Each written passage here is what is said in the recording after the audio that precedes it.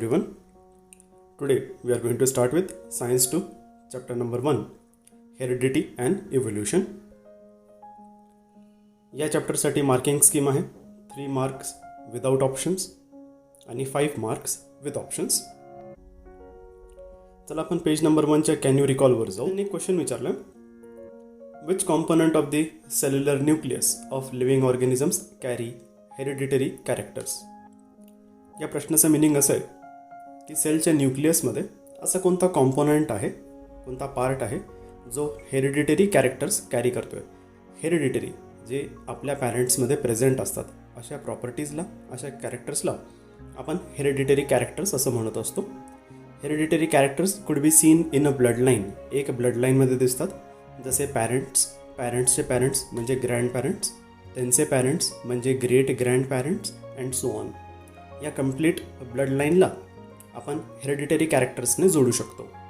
बऱ्याच प्रॉपर्टीज यांच्यामध्ये सेम असतात, कॉमन असतात. तर मग कोणचा कॉम्पोनंट हे हेरिडिटरी कॅरेक्टर्स कॅरी करतात? So those are nothing but DNA. DNA is deoxyribo nucleic acid. असे ॲसिड जे न्यूक्लियसमध्ये प्रेझेंट असतात सेलच्या, त्यांना आपण न्यूक्लिक ॲसिड्स असं म्हणत असतो. हे 2 टाईपचे ॲसिड असतात. एक आहे DNA जो प्रायमरीली म्हणजे फर्स्ट टाईपचा महत्त्वाचा ॲसिड असतो, आणि सेकंड आहे RNA म्हणजे रायबो न्यूक्लिक ॲसिड. तर त्यातनं DNAमध्ये हेरिडिटरी कॅरेक्टर्स हे प्रेझेंट असतात. हे DNAचं स्ट्रक्चर आहे. या स्ट्रक्चरला आपण डबल हेलिक्स स्ट्रक्चर असं म्हणत असतो. नेक्स्ट क्वेश्चनकडे जाऊ आपण.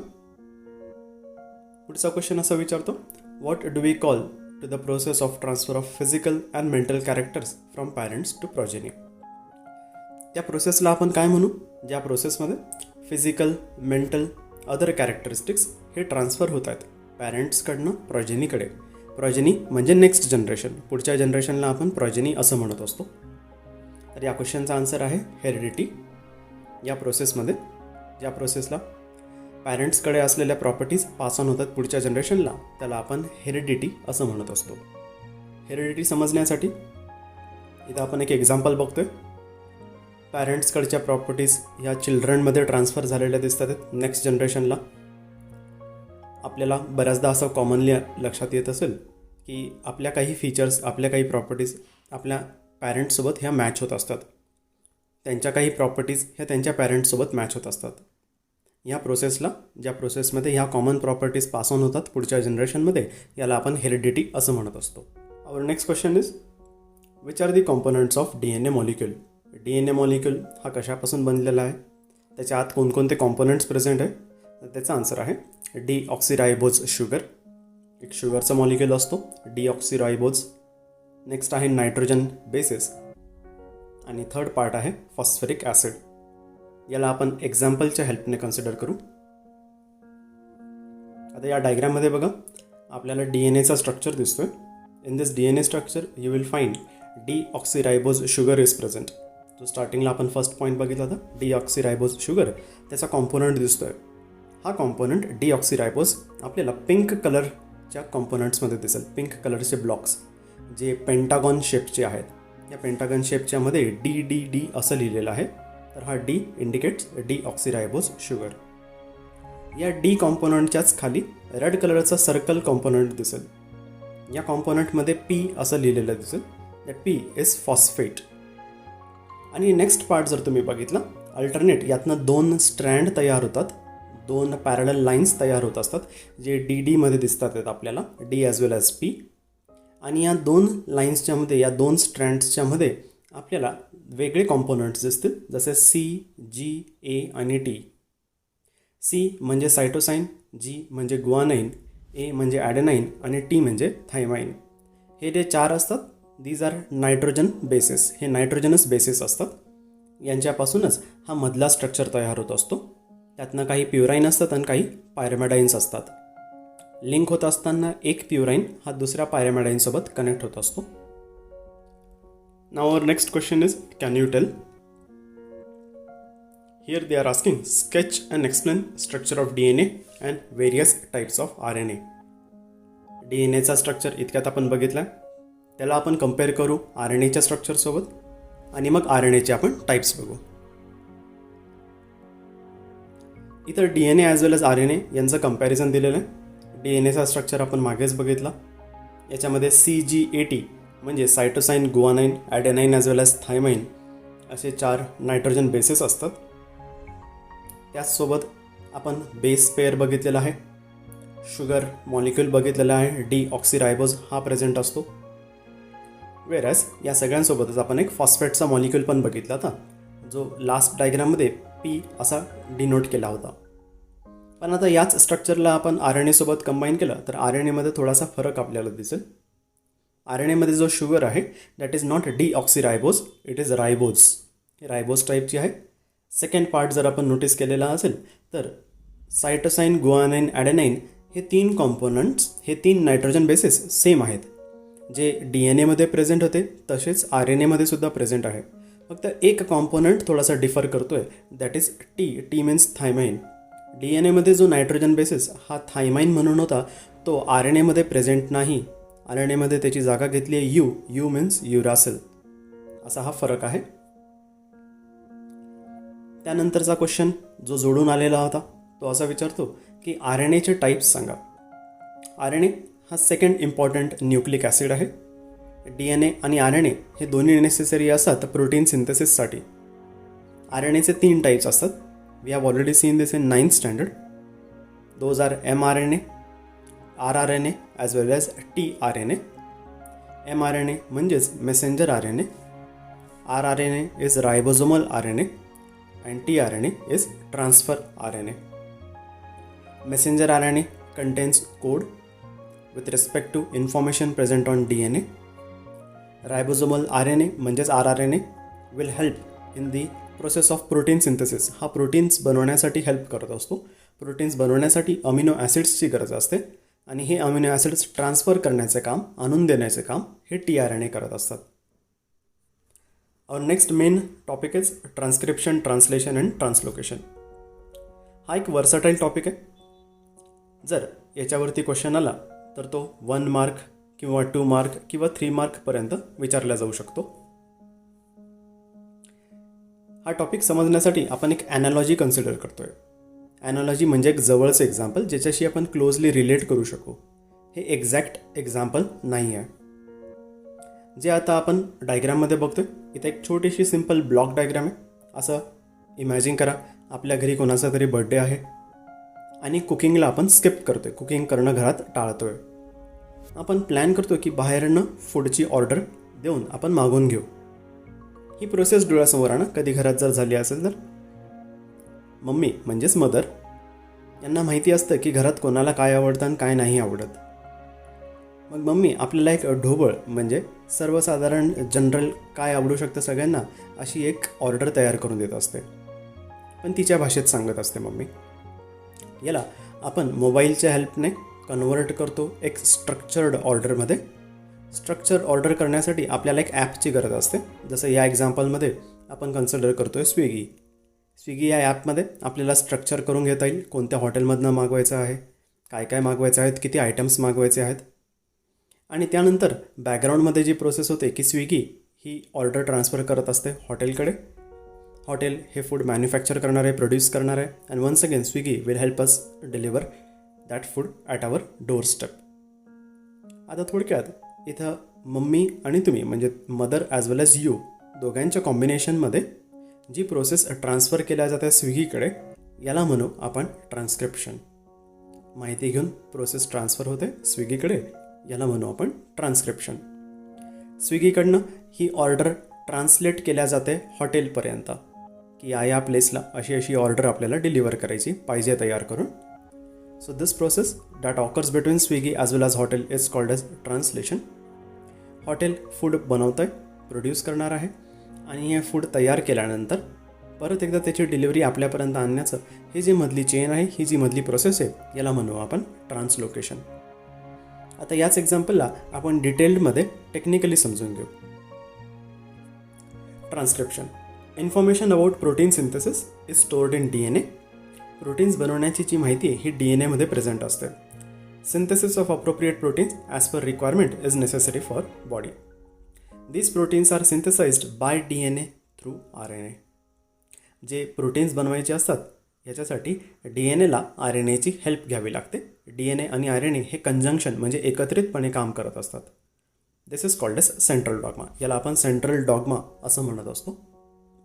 DNA transcription is process that involves transcribing genetic information from DNA to RNA. जीन्समध्ये असलेली माहिती म्हणजेच DNAची असलेली माहिती याला RNAमध्ये कन्वर्ट करण्याला आपण ट्रान्स्क्रिप्शन असं म्हणत असतो. Transcribe DNA message or RNA transcript is use to produce proteins. मग जी माहिती RNAकडे ट्रान्सफर झालेली आहे त्याला वापरून आपण पुढे प्रोटीन्स बनवत असतो.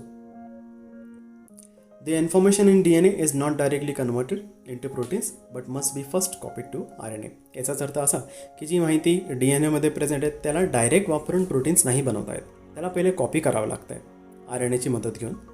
The code for each amino acid consist of 3 न्यूक्लिओटाइड्स. 3 न्यूक्लिओटाइड्सचा एक कोड असतो ज्याला आपण ट्रिपलेट कोडॉन असं म्हणत असतो, ज्याला आपण डिटेलमध्ये पुढच्या एक्झाम्पलमध्ये बघू.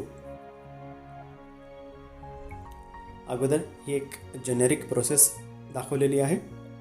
DNAचं रेप्लिकेशन होतं, त्यानंतर DNAवरनं RNA तयार होत असतो, याला म्हणू आपण ट्रान्स्क्रिप्शन. RNAवरनं मदत घेऊन RNAची प्रोटीन्स तयार केल्या जातात. याच्यातच ट्रान्सलेशन आणि ट्रान्सलोकेशन या दोन्ही गोष्टी होत असतात. आता ही डायग्राम बघा. याच्यामध्ये आपल्याला 2 स्ट्रँड दिसतील ऑरेंज कलरचे, एक वरचा पार्ट आणि एक खालचे पार्ट, हे 2 लाईन आहेत. हे आहे DNAचा कोड. DNAच्या कोडची मदत घेऊन एक स्ट्रँडची एक लाईनची मदत घेऊन आपण त्यातनं RNA तयार करतोय. हा जो RNA तयार होतोय हा आहे mRNA. This is produced in conjunction along with one strand of DNA. Information that is present in DNA is used to produce RNA. RNA will have its own 3 set of code. It will be called as triplet codon. DNA ची माहिती वापरून RNAचा एक code तयार होत असतो. हे 3 न्यूक्लिओटाइड्सचा code असतो, याला म्हटलं जातं ट्रिपलेट कोडॉन. हा mRNA अगोदर ही जी प्रोसेस होते ट्रान्स्क्रिप्शनची ही न्यूक्लियसमध्ये होत असते आणि mRNA तयार झाला तर हा मूव्ह होतो न्यूक्लियसच्या बाहेर म्हणजेच सायटोप्लाझम. आता याच्यानंतर पुढची प्रोसेस होत असते ज्याला म्हणतो आपण translation. As per the message on mRNA, amino acids are supplied by tRNA. जसा कोड हा mRNAकडे तयार झालेला आहे DNAची इन्फॉर्मेशन वापरून, त्या कोडला लागणारे अमिनो ॲसिड्स हे आणून दिल्या जातात tRNAकडनं. अमिनो ॲसिड्स का बरं लागत असतात? प्रोटीन्स बनवण्यासाठी अमिनो ॲसिड्स लागतात. अमिनो ॲसिड्स कमी किंवा जास्त हे दिल्या जातात DNAच्या असल्यामध्ये इन्फॉर्मेशनवर. समजा DNAमध्ये टॉलनेसची इन्फॉर्मेशन कमी असेल म्हणजे या चाइल्डची हाईट कमी असणार आहे, मग तिथं प्रोटीन्स कमी लागतील. पण जर एखादा DNA हा टॉल चाइल्डचा जर असेल, टॉल पॅरेंट्सकडनं पास ऑन झालेला जर असेल तर मग टॉलनेसची इन्फॉर्मेशन ही जास्त आहे, मग इथं प्रोटीन्स आपल्याला जास्त लागणार आहेत. आणि जर प्रोटीन्स जास्त लागणार आहेत तर त्यासाठी बनवण्याला अमिनो ॲसिडसुद्धा जास्त लागतील. मग ही सगळी माहिती कुठून येते तर tRNAकडनं. So mRNA will carry information how much amino acids are kind of required and that will be supplied by tRNA. For this purpose tRNA has anticodon. जसा mRNA स्वतःचा 3 न्यूक्लिओटाइड्सचा एक कोड तयार केला असतो ज्याला म्हणतो आपण ट्रिपलेट कोडॉन. या ट्रिपलेट कोडॉनच्या अगेन्स्ट tRNA स्वतःचा एक वेगळा कोड तयार करत असतो, याला कॉम्प्लिमेंटरी कोड असं म्हणतात. This complementary code is referred to as anticodon. mRNA जो तयार केला तो ट्रिपलेट कोडॉन, त्याच्या अगेन्स्ट tRNA जो तयार केला तो असतो अँटीकोडॉन. या प्रोसेसला ज्याच्यामध्ये ट्रिपलेट कोडॉनवरनं अँटीकोडॉन तयार केला जातोय याला म्हणू आपण translation. Once again, this is a generic process where you can identify transcription between occurring DNA as well as RNA, and from RNA formation of protein is taking place. या डायग्राममध्ये एक रिव्हर्स ट्रान्स्क्रिप्शन अशी सुद्धा process दिसते which is not part of our syllabus, म्हणून त्याच्या डिटेलमध्ये आपण जात नाही आहोत. काय होतं ट्रान्सलेशनमध्ये? या डायग्राममध्ये बघा mRNAचा ट्रिपलेट कोडॉन अवेलेबल आहे. Depending on triplet codon that is present in mRNA, tRNA is bringing in amino acids. tRNA हा अमिनो ॲसिड्स घेऊन येतोय. एक आपल्याला ओव्हल शेपचा स्ट्रक्चर दिसतोय. हा ओव्हल शेप आहे rRNA, रायबोझोमल RNA. हा जो रायबोझोमल RNA असतो हा tRNAची मदत घेऊन प्रोटीन्स बनवण्यासाठी हेल्प करत असतो. कधीही प्रोटीन्स हे कंप्लीट तयार होत नाही. अगोदर त्याच्या सिम्पल लेवलला टायनी चेन्स तयार होत असतात, याला आपण सिम्पल असं म्हणू. आणि असे खूप सगळे सिम्पल मायक्रो लेवलचे प्रोटीन्स एकत्र येऊन त्यातनं कॉम्प्लेक्स प्रोटीन्स हे तयार होत असतात. जसं आपल्याला या डायग्राममध्ये दिसेल की RNA म्हणजेच तो रायबोझोम हा TRNAची मदत घेतो आहे. आणि ज्यावेळेस TRNA हा अमिनो ॲसिड्स आणून देतो आहे तर त्या 2 आलेल्या अमिनो ॲसिड्समध्ये बॉन्ड तयार होतो आहे. या बॉन्डला रेड कलरमध्ये पेप्टाईड बॉन्ड असं म्हटलं जातं आहे.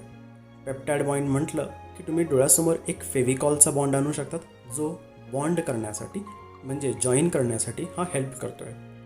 This process is called as translation. It is going to occur in cytoplasm. याच्या अगोदरची जी प्रोसेस होती ट्रान्स्क्रिप्शन, ती होत होती न्यूक्लियसमध्ये. ही होते न्यूक्लियसच्या बाहेर म्हणजेच सेलच्या रिजनमध्ये, ज्याला म्हणू आपण cytoplasm. Our next part is translocation. The amino acids brought in by tRNA are bonded together by peptide bonds with the help of rRNA. हे इतकं आपण बघितलं. tRNA हे अमिनो ॲसिड्स घेऊन येणार आणि rRNAच्या हेल्पने ते जॉईन केले जाणार. याला आपण पेप्टाईड बॉन्ड्स असं म्हणतोय. पेप्टाईड बॉन्ड्स अजून एक अल्टरनेट वर्ड आहे अमाइड, AMIDE. अमाइड बॉन्ड्स हे फेविकॉलसारखं काम करते, गमसारखं काम करते जॉईन करण्यासाठी.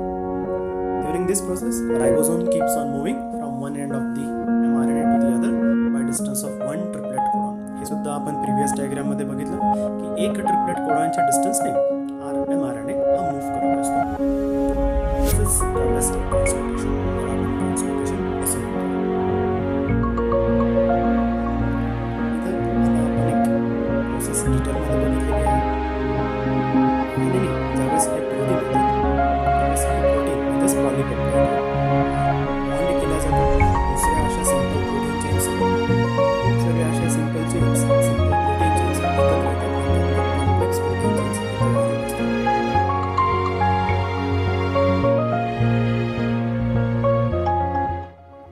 नाव we will see formation of complex proteins in one stretch. जे इतक्या वेळा आपण 3 टप्प्यामध्ये समजून घेतलं, ट्रान्स्क्रिप्शन, ट्रान्सलेशन आणि ट्रान्सलोकेशन, याला आता आपण एक स्ट्रेचमध्ये बघून घेऊ. Here DNA is separated. One strand of DNA is referred. mRNA is formed. Formation of mRNA with the help of DNA is taking place over here. mRNA forms its own 3 nucleotides sequence. This sequence of 3 nucleotides is called as triplet codon. This process occurs in the nucleus. mRNA is further transferred into the cytoplasm. Here tRNA brings the amino acids. To bring in amino acids, tRNA produces anticodon. This anticodon is in correspondence with triplet codon that is present on mRNA. tRNA along with rRNA forms polypeptide bonds.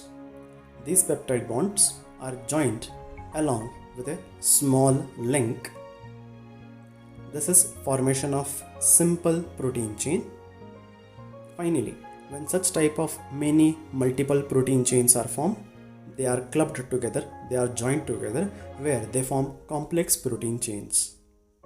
This is how transcription, translation, translocation process takes place.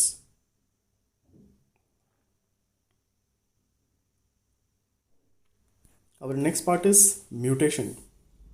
म्युटेशनसाठी इथे एक diagram दिली आहे, figure 1.3. या डायग्रामला जर आपण observe केलं तर first डायग्रामचा जो फर्स्ट पार्ट आहे तो आहे मेन सिक्वेन्स. मेन सिक्वेन्समध्ये आपल्याला एक सिक्वेन्स दिसतो आहे न्यूक्लियोटाइड्सचा. आता हाच सिक्वेन्स तुम्ही सेकंड डायग्राममध्ये बघा, जिथे लिहिलं रिप्लेसमेंट. रिप्लेसमेंटमध्ये आपल्याला थोडंसं मॉडिफिकेशन दिसतं आहे. एक पार्ट जो एक्सपेक्टेड होता तो रिप्लेस झालेला आहे दुसऱ्या अनएक्सपेक्टेड कोडने. जसं तिथं एक्सपेक्टेड होता TGC जो खाली निघून आलेला आहे, सेपरेट झालेला आहे, आणि TGCच्या ऐवजी जो जॉईन झालेला आहे unknowingly, that is called as GAT नावाचा कोड हा तिथं जॉईन झालेला दिसतोय. हा कोड त्या सिक्वेन्सच्या एक्सपेक्टेशन्समध्ये नव्हता. हे जे मॉडिफिकेशन झालेलं आहे याला म्हणत असतो आपण mutation. Hereditary characteristics are transferred through the genes. However, sometimes sudden changes occur in those genes. जे इतक्यात आपण बघितलं, कधी कधी हे चेंजेस सडन होत असतात. Sometimes any nucleotide of the gene changes its position, causes minor change which is nothing but mutation. कधी कधी न्यूक्लियोटाइड्सचा सिक्वेन्स चेंज होऊन जातो किंवा त्यांचे पोझिशन चेंज होतात आणि त्याच्यात एक मायनर चेंज होत असतो, याला म्हणतो आपण mutation. If this change is minor, mutation sometimes may not be noticeable. जर हा मायनर चेंज असेल, नेग्लिजिबल असेल, तर त्याच्याने होणारे जे बदल आहेत, बॉडीमध्ये होणारे चेंजेस आहेत, ते फारसे कदाचित लक्षात नाही येणार. But sometimes these changes are in large scale and which creates genetic disorders. कधी कधी हे जीन्समध्ये होणारे बदल इतके मोठ्या प्रमाणात असतात, लार्ज स्केलवरती असतात, की त्यातनं काही डिसऑर्डर्स तयार होतात, ज्याला आपण 9th स्टँडर्डमध्ये जेनेटिक डिसऑर्डर्स असं बघितलेलं होतं.